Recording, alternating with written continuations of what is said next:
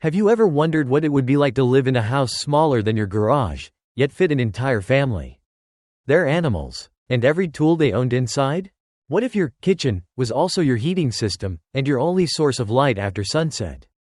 And could you survive a winter when your walls were made of mud, straw, and hope? In the 1800s, millions did. They cooked, slept, laughed, and worked in spaces most of us today would call unbearable. But for them, it wasn't just a home, it was survival itself. Stay with me until the end, because every detail inside this forgotten kind of house will make you see history and comfort very differently. The first thing that hits you isn't the sight, it's the air. It's heavier, warmer near the hearth, and faintly tinged with smoke and the earthy scent of damp wood. The moment you step across the threshold, you feel as if the 21st century has quietly slipped away behind you, and the 19th has wrapped itself around your shoulders like an old, well-worn shawl. Your eyes take a moment to adjust to the dim light. There's no electric glow here, only the gentle flicker of a small fire and the muted daylight that leaks through a tiny window. Shadows stretch across the rough wooden floor, each one telling its own story. The door closes with a sound that feels final, as though the outside world has been politely asked to wait. What strikes me most is how alive the space feels. It's not big, by modern standards. It's almost shockingly small, but there's a quiet energy here, as if the walls themselves have absorbed the rhythms of daily life. The scrape of a chair on the floor, the creak of boots drying by the fire, the low murmur of voices after the day's work is done. I imagine the people who lived here, faces weathered by wind and sun, hands calloused yet gentle, coming through this same doorway with baskets of firewood or loaves of bread still warm from the hearth. It's humbling to realize that this was not a romanticized cabin in the woods. It was the heart of survival. Every beam, every crack in the wall, every worn spot on the floor meant something. These details aren't just architecture, they're fingerprints of a life that valued function over fashion, necessity over comfort, and somehow, that makes the space feel richer, not poorer. Stepping back in time like this reminds me that history isn't just something you read, it's something you can feel in the air. Hear in the creak of the floorboards, see in the way light falls across a handmade table. And as we move deeper inside, we'll see how these four walls were more than shelter, they were the foundation of a family's entire existence.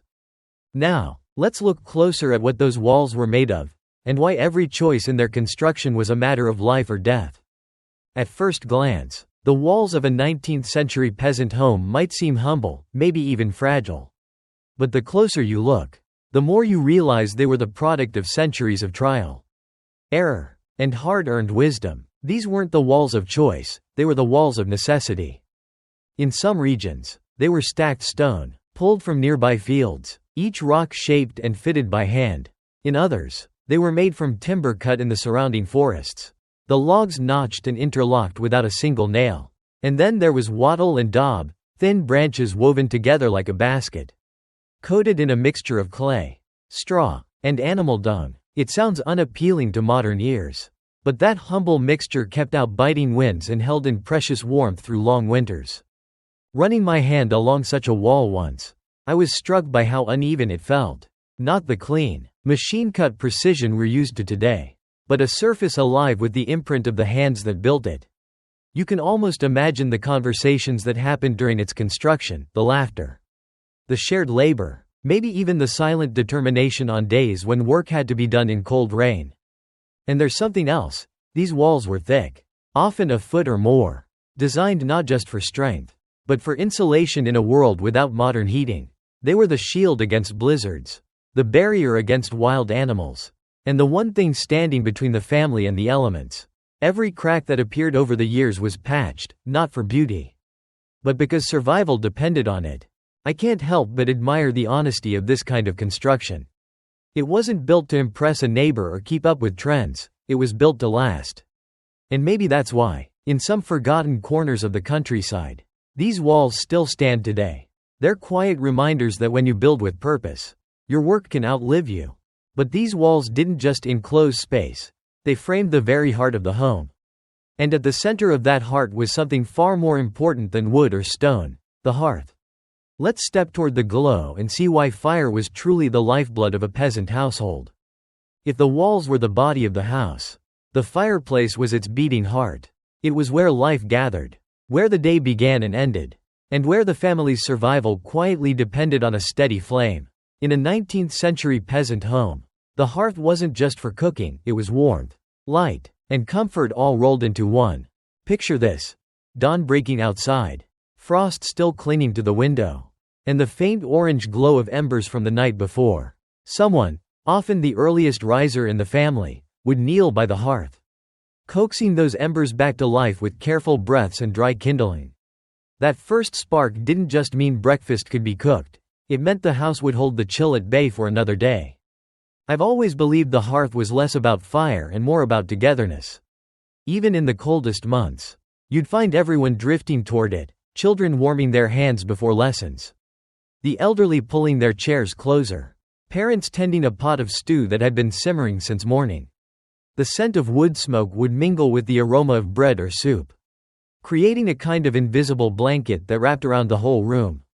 There was also a practical wisdom in how the hearth was used. The same fire that boiled water for tea might also dry damp boots, heat a flat iron for pressing clothes, or smoke strips of meat hanging overhead. Every flicker of flame was doing double, even triple duty, because in this world, nothing was wasted. And yet, it was more than function. The hearth was a stage for storytelling on winter nights, a silent witness to whispered secrets, laughter, and even tears. Families didn't just warm their bodies here, they warmed their spirits. Stepping away from the fire, it becomes clear that the hearth's influence reached into every corner of the home. And the objects that surrounded it, the stools, the handmade table, the shelves lined with tools, tell their own story. So let's take a look at the furniture and daily tools that shaped the rhythm of life inside these walls. In a 19th-century peasant home, furniture was never about style, it was about survival. Every piece served a purpose, often more than one, and each was built to last through years of hard use. You wouldn't find ornate carvings or polished finishes here. Instead, you'd see the honesty of rough-hewn wood, shaped by hand and worn smooth where countless hands had touched it. There might be a single sturdy table in the center of the room, the true workhorse of the household.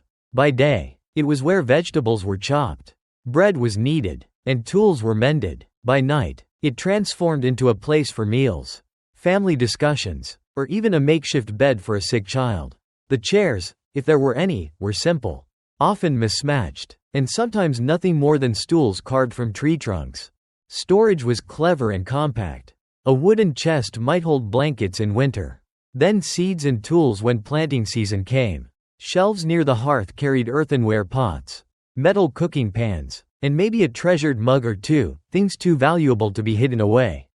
Hooks on the walls kept tools within arm's reach, an iron kettle, a scythe blade waiting to be rehandled, a woven basket ready for the next trip to the fields. I think what moves me most is how these objects tell a silent story of resourcefulness. Nothing was wasted, nothing was disposable. A cracked pot might be patched and used for years. A broken handle would be replaced, not the tool itself. Even scraps of cloth were saved for quilts or rags. This was a life where the worth of something was measured not by its shine, but by how well it served its purpose over time. Walking through such a home, you can almost hear the quiet rhythm of daily life, the scrape of a chair, the clink of a ladle against a pot, the creak of a chest opening to reveal a well-worn tool. These simple things were the heartbeat of survival, as essential as the walls or the hearth itself. And when night came, these same four walls would hold not just people, but animals too, sharing space and warmth under a single roof. Let's step into that world, where human and livestock lived side by side, and see what that closeness meant for both. In today's world, the idea of sleeping just a few feet away from a cow or a goat might sound unthinkable. But in the 19th-century countryside, it wasn't unusual, it was practical. The same roof that sheltered the family often sheltered their animals, too, not out of convenience, but out of necessity. Picture a long, dark winter night with frost creeping in at the edges of the walls. Without central heating, the body heat from livestock could mean the difference between a tolerable chill and a dangerous freeze. Cows, pigs, goats, each was more than just a source of food or labor. They were living, breathing heaters that helped keep the entire household warm. Sleeping arrangements reflected this closeness. In some homes, there was a clear divide, a half wall or wooden partition separating people from animals. In others, it was simply a matter of space. The far corner of the single room became a stall for the cow. While chickens roosted on a beam overhead, families would lay their bedding near the hearth. The soft crackle of the fire mixing with the slow, steady breathing of the animals. I imagine it must have been a strange blend of comfort and chaos. The warmth and security of having everything you depended on under one roof, but also the sounds. The smells, the restless shifting in the dark. And yet, in a world where every resource was precious, this arrangement made perfect sense. The animals were not only companions in labor, they were partners in survival. For me, this closeness says something powerful about the rhythm of life back then. It wasn't about separation or perfect cleanliness, it was about interdependence. People and animals lived in a shared ecosystem, each giving something the other needed. And when you step outside that door into the daylight, you realize the house wasn't just a shelter, it was a reflection of the whole way of life. So let's take one final step back and see what these humble homes tell us about the people who built them, the times they lived in, and the values that carried them through. Stepping out of a 19th-century peasant house, you start to see it differently, not just as a building, but as a mirror of the world that created it. Every rough beam, every patched crack, every smoky breath of the hearth speaks of a life shaped by necessity, by the seasons, and by a deep connection to the land. This was a time when survival meant self-reliance. Your roof was only as strong as your skill to repair it. Your meals depended on the harvest you could bring in and preserve. The boundaries between work, family, and rest were blurred because life didn't run on a clock, it ran on daylight, weather, and the turning of the year. For me, these homes stand as humble monuments to resilience. They remind us that comfort wasn't always measured in soft chairs or warm showers, but in knowing you had shelter from the storm, food on the table, and loved ones close by. There's a quiet dignity in that, a lesson about valuing what truly matters. It's easy, in our modern world, to look back and see only the hardships. But if you listen closely, these houses also whisper about community, how neighbors helped raise a wall, how families shared tools, how even the smallest space could hold a wealth of stories. In their simplicity, these homes carried the strength of a people who faced the world with grit and hope. And perhaps that's the gift they still offer us today. A reminder that what lasts is not the size of the house, but the life lived within it. If this glimpse into the past has sparked something in you, don't let it end here. Share this story with someone who loves history. Leave a comment with your own family's traditions.